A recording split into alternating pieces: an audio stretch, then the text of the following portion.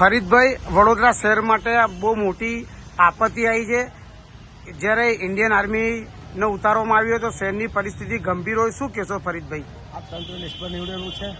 તંત્ર પાસે ના બોટો હતી, ના તરાપા હતા, ના લોકોની સ્કેચુ કરવાના કોઈ પણ જાતની સામગ્રી હતી. આ વડોદરામાં માનવ સર્જિત પૂર છે અને આ કુદરત તરફથી નથી પણ માનવ સર્જિત છે. જેટલી પણ કાસો હતી, સૂકી ભૂકી બધી વેચી ખાધેલી છે અને આ ભ્રષ્ટાચારનો એ છે નતીજો છે.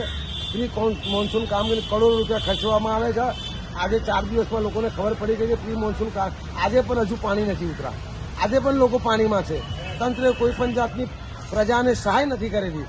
આજે કાલે મુખ્યમંત્રી આવ્યા, બીજા મંત્રીઓ આવે છે, તમાશો જોઈ છે, સહેલાણીઓની જેમ આવીને ચાલા જાય છે અને મોટી મોટી વાતો કરીને જાય છે. પણ કોઈ કેશ ડોલની વાત નથી કરી. કોઈ ગરીબના ઘરમાં આજે અન્ય નથી, પીવાનું પાણી નથી, સુવા માટે બિસ્તર નથી, ઘરોમાં લાઇટ નથી. એના માટે કોઈ ચર્ચા નથી કરી મુખ્યમંત્રીએ. હું કહેવા માંગુ છું કે એમના બાપનો માલ છે, આ પ્રજાના ભરેલા ટેક્સના પૈસા છે. 50,000 રૂપિયાની કેશ ડોલ આપો. હમણાં 100 રૂપિયા આપી રહ્યા છે. આ 100 રૂપિયા આપીને લોકોની મસ્કરી કરી રહ્યા છે. આ લોકો આ વોર્ડમાં કોઈ જાતની તંત્ર તરફથી સહાય નથી. આજે પણ લોકો ભૂખે મરી રહ્યા છે. હું સલ્યુટ કરું છું એવી સંસ્થાઓને, સામાજિક કે જેવે સૌ ખર્ચે લોકોને સહાય કરેલી છે અને મેદાનમાં આવેલા છે. ફરીદભાઈ, આ લોકોએ બોટોને બી સંતાડીને રાખી. બોટ બચાવવા માટે, વડોદરા શહેરની જનતાને બચાવવા માટે જે બોટો હોય છે, બોટો બી સંતાડીને રાખી. શું કહેશો ફરીદભાઈ? લોકોને મારી નાખવા છે. અમને કોઈ જાતની કામગીરી નથી કરવી. બોટો પણ વેચી ખાધી છે અને વડોદરા શહેર કોર્પોરેશન ભ્રષ્ટાચારનો અડ્ડો બની ગયો છે. કોન્ટ્રાક્ટરનો ફાયદો કરાવવા, અધિકારીઓ ભ્રષ્ટાચાર, ચૂંટેલા અને વહીવટમાં બેઠેલા સત્તાધારી પક્ષના લોકો પણ ભ્રષ્ટાચારી છે. સૌથી મોટો ભ્રષ્ટાચારનો અડ્ડો હોય તો વડોદરા શહેરની સ્ટેન્ડિંગ કમિટી છે. આ લોકોને ખરેખર સ્વેચ્છાએ મેયર, ડેપ્યુટી મેયર, ચેરમેનને રાજીનામા આપી દેવા જોઈએ. કોર્પોરેશનને સુપરસીડ કરવી જોઈએ અને સારા વહીવટી અધિકારીઓ નિમણૂક કરવી એવી મારી માંગણી છે.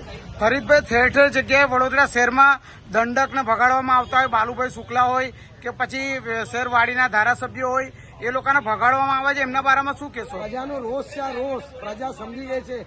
આવતી ચૂંટણીમાં એમને પ્રજા જવાબ આપી દેશે. હવે પ્રજાને જાગૃત થવું જોઈએ.